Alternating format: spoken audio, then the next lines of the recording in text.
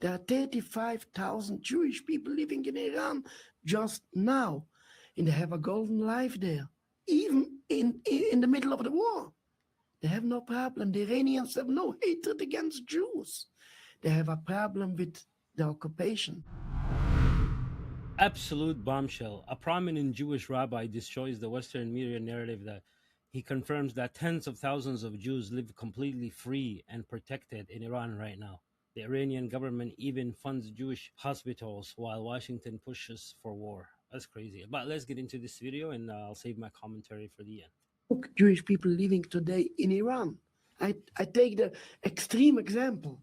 Iran is the greatest enemy of Israel.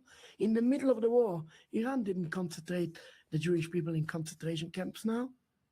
They protect them like normal citizens. There are 35,000 Jewish people living in Iran just now, and they have a golden life there, even in the middle of the war. They have no problem. The Iranians have no hatred against Jews. They have a problem with the occupation. And the Iranians say that again and again and again and again in the media, we are not against Jews, we are against the occupation.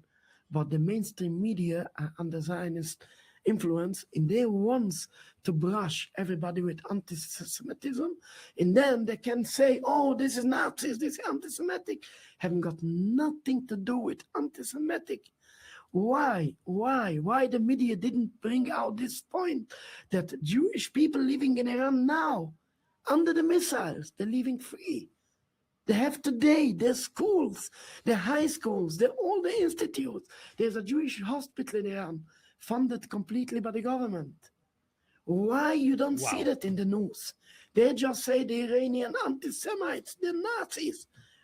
Why people are so blatant? That's crazy. I mean, you have to understand, Jews, Christians, Muslims, they all been living together in harmony in Palestine, in the Middle East, in Islamic Spain for thousands of years. But it's crazy how all of a sudden now they are enemies to each other and they hate each other, and Muslims hate the Western and the Western hates these Arabs and Middle East countries. And I mean, this is all just total propaganda. If you just do a little research, you can just see all this fake propaganda that's going on, because Islam doesn't hate Jews or Christians same way as Christians don't hate Muslims or Jews, but it's just people that are working 24/7 to create this kind of propaganda. To, you know, when Bob Marley, he got shot and he came back right away to tour, and they told him, hey, why you're back so soon, why you don't take time to recover?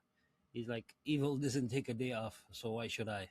So you have to understand, these people, they are pitting people against each other, creating these divide and conquer narratives, and wanting people to separate people and say, oh, look, he's that or he's this. And then once they destroy you or they use you to destroy whoever, they turn against you, they come at you. So at the end of the day, you're just a useful idiot, I guess, like Professor Jiang said. But anyways, that's what it is. You have to understand that. You have to see through the bullshit that these people say. At the end of the day, these big religions always live together, whether it's Islam or Judaism or Christianity. The people in general don't have problem with each other, but there's people that are evil that's working in the mix that want to create that gaslight and create there's problems and that don't exist, and tell you, oh, these Muslims are backwards, or the Christians did this or whatever, you know. So, but don't go for that, you know. You're way better than that. But thanks for watching, and if you find this video to be insightful and you want to support the channel, please like and subscribe. Thanks for watching.